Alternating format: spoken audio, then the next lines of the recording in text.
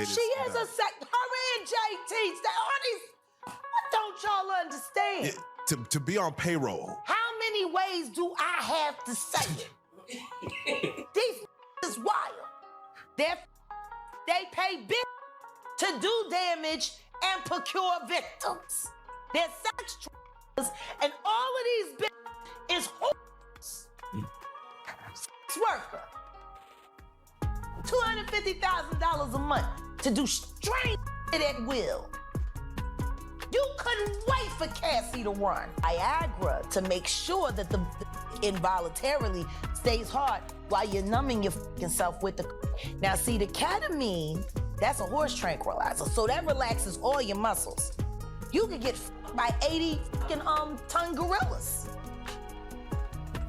You wouldn't feel a thing. After celebrating Diddy's release from his RICO charge online, Jaguar Wright just brought Little Miami trifling tale to ruin. When Diddy was arrested, Miami, mind you, was frightened, anxious, and in tears, even though she was implicated as a FIOS co-conspirator in his illegal scheme. She was pleading with us to avoid including her in it. However, she wants to show courage and laugh in our face as soon as he is cleared of the RICO allegation. This cannot be made up. Diddy was giving young Miami $250,000 a month, lavish vacations, and pricey presents in exchange for getting fucked and providing escorts for his freak-offs.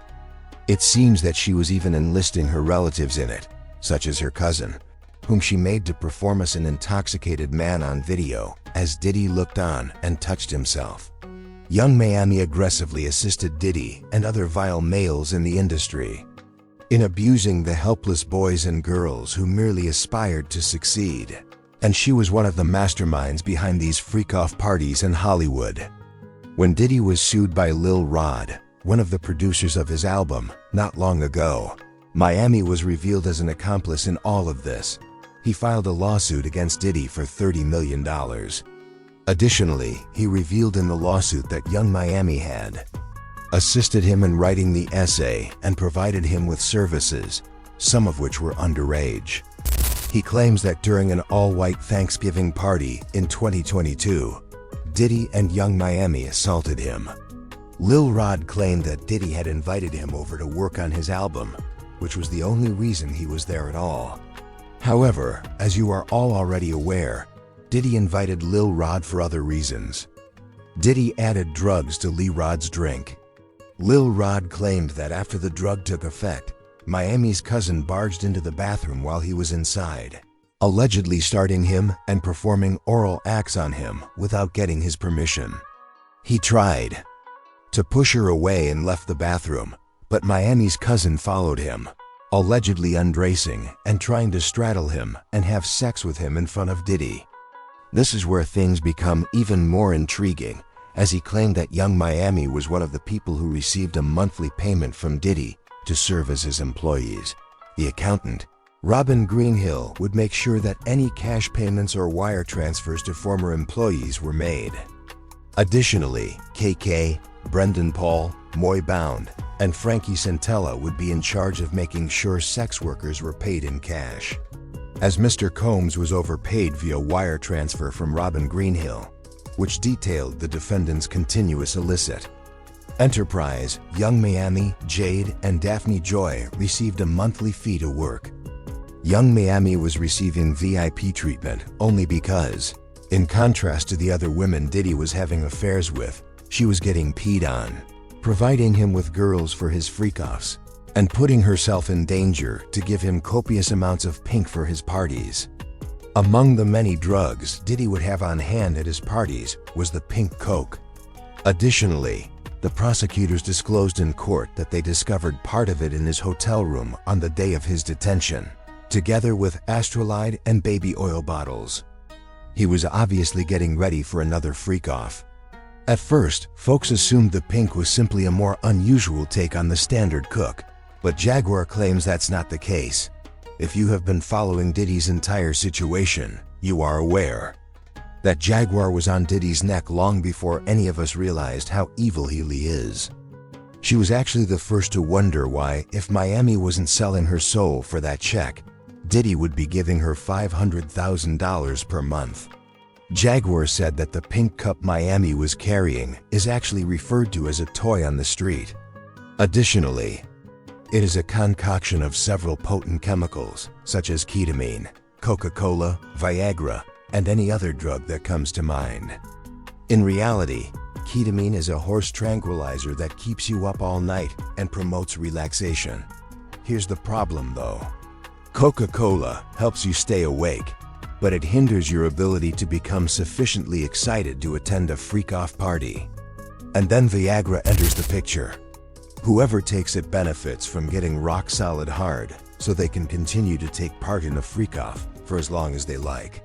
Therefore, the people at these freak-off parties are able to beat each other all night long without ever fading out, because all these different chemicals mixed perform different things.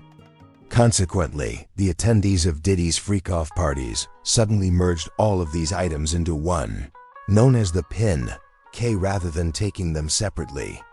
And young Miami was responsible for providing Diddy with it each time he hosted these events. The celebration cannot continue without the pink.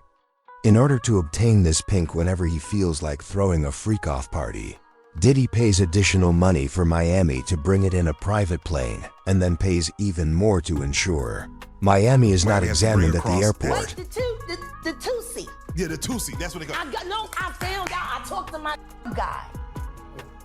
Because I wanted to be informed. Because people was calling the two-seat, it's calling it the Tunchi. I didn't know which one it was. So I talked to my guy, and my guy filled me in. And then it made perfect sense. Two-seat. Talk to him. With Jaguar. Let's talk. Education. 101. So two-seat is the, but they take the ketamine and cook it up. And they fold it into the. Now, if you don't know what ketamine is what they call on the street Special K. It's a veterinary, it's a horse tranquilizer. Now, gay men have been using this for years. See, back in the day, if you went to a gay party or a gay rave, there was certain you will always find on hand. Viagra, ecstasy, Special K, and now see, the keep you up all night, but unfortunately, it gives you limp noodle because of what the blood flow is. So who wants to fuck with a half-hard dick all night? So that's why you have the Viagra to make sure that the involuntarily stays hard while you're numbing yourself with the. Now see, the ketamine, that's a horse tranquilizer, so that relaxes all your muscles. You can get by 80-ton gorillas. You wouldn't feel a thing. So now, your is gonna stay hard. You numbed up and you high. You got the in you, so you don't feel. And then you add that to put in the feeling that you've now blocked out, and now you got a party. Freak off cocktail. Yeah. So now the two-seat, they done skipped all the steps. They condensed it. So you got the in there, and then you got the in there, and they say that some of the dealers add the C in there. Now the Viagra, you still got to take that solo. But with the two-seat, you got all of that. The gay cocktail, off cocktail, in the one thing. And the reason why it's pink is because they put the food coloring in it. They think, he said he think they got it from the Breaking Bad. You remember how they was making them, and they made it a special color, so they done that with the two-seat. Wow. It's the food coloring. You think that? Like, as if you need more. When did high not get high enough? Like, I'm trying to understand. Yeah, to the point where you have to fly it across, like, I need that here tonight. Can you get that here? Like, no. I need that here. You got 3 powerful and food coloring. Okay. You are numb. You are wired. You pop that Viagra. You a machine. anything. The brick wall wouldn't even fit. The situation is made worse by Jaguar's assertion that Diddy isn't the only one who does this. These gatherings, which are hosted by a group of business people, take place in various locations virtually every other night. Cassie was told to hire male escorts to come in what they call freak-offs now. Yeah. Is that something normal that happens in Hollywood? Yeah. Freak-offs. Yeah. Okay. Everybody know that. I've been saying it.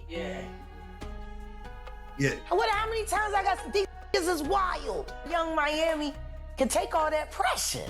She on the two-seat. They be thinking these is over here like in the game. They don't feel nothing, that's why they do it. Eh? Miami was not coerced into doing these things, which sets her apart from Diddy's other victims. She got paid well for it and truly enjoyed it. She cheerfully acknowledged on her show that she enjoyed getting golden showers. Miami claimed to adore the golden showers and encouraged others to try them, despite Cassie's admission in court that she detested getting them. If someone were to spew bodily fluids over their face, most people would find it repulsive.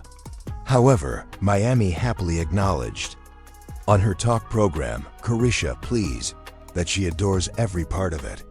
Got to. It say take a shower. If you like golden showers, I do. Golden showers, meaning when the guy pees on you, pee on you everywhere. You like it? I just like it. You do?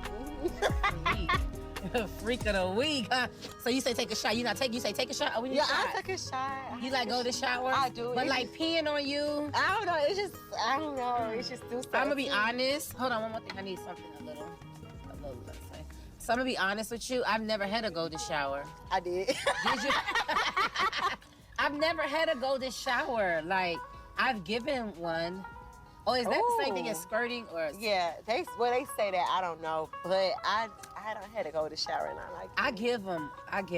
Many people criticized her for letting Diddy do that to her, and the hashtag Diddy began trending on Twitter.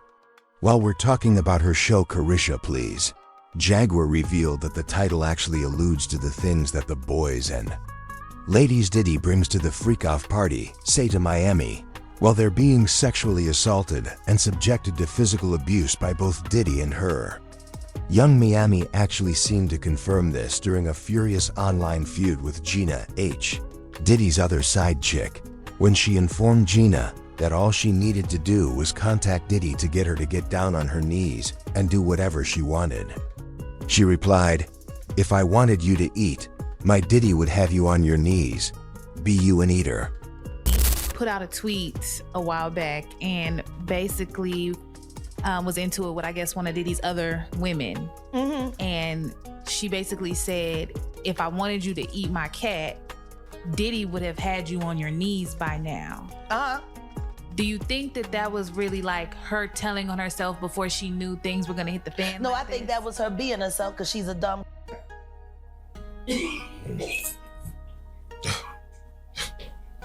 Damn. I think she was just telling the truth because it's almost as rough as Nicki Minaj with females out here. I hear she lace front all the time. Snatching up and throwing them in her nasty ass twat. Like when I think of the title of her show, I'm like, is that what your victims be saying? Carisha, please? Oh, man. Damn. Okay. Please, Carisha, stop, Carisha, please. She likes that shit. That shit turns her on. Wild and her in the sexy red and the Sukianas and all this shit. The saucy Santanas. The whole lot of them. Got sadists. I know a Punisher when I see one. I was a Punisher one time in my life. You know, it takes one to know one. And I used to be hard on but these, they doing I wouldn't do. And as I mentioned before, young Miami was among the first people to celebrate Diddy's recent acquittal of his RICO charges online. She uploaded this video of Justin Bieber performing the clock sign as soon as the news broke out essentially, informing everyone that she was now getting the final laugh. In any case, others weren't there for this nonsense, and they started teasing her. For example, one person commented, "Don't sit right with me after all the things I've heard about him concerning Diddy," using an image of Justin Bieber.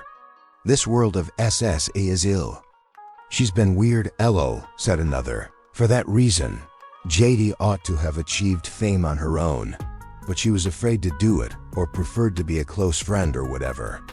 Young Miami can't just rap though. She was never able to. She simply has a lovely face and a fantastic BBL. That girl is not insignificant. Before she met with her team to help her mentally, she could hardly read or speak. She is slow, and her daughter doesn't alter who she is. Nothing will. And I stand by my statement. Now though, I'd like to hear your opinions. Do you think Jaguar should have invited Young Miami to celebrate Diddy? Do you all believe that Young Miami ought to be looked into as an accomplice as well? Please share your opinions in the space provided for comments below. Additionally, remember to click here to view this additional nasty video.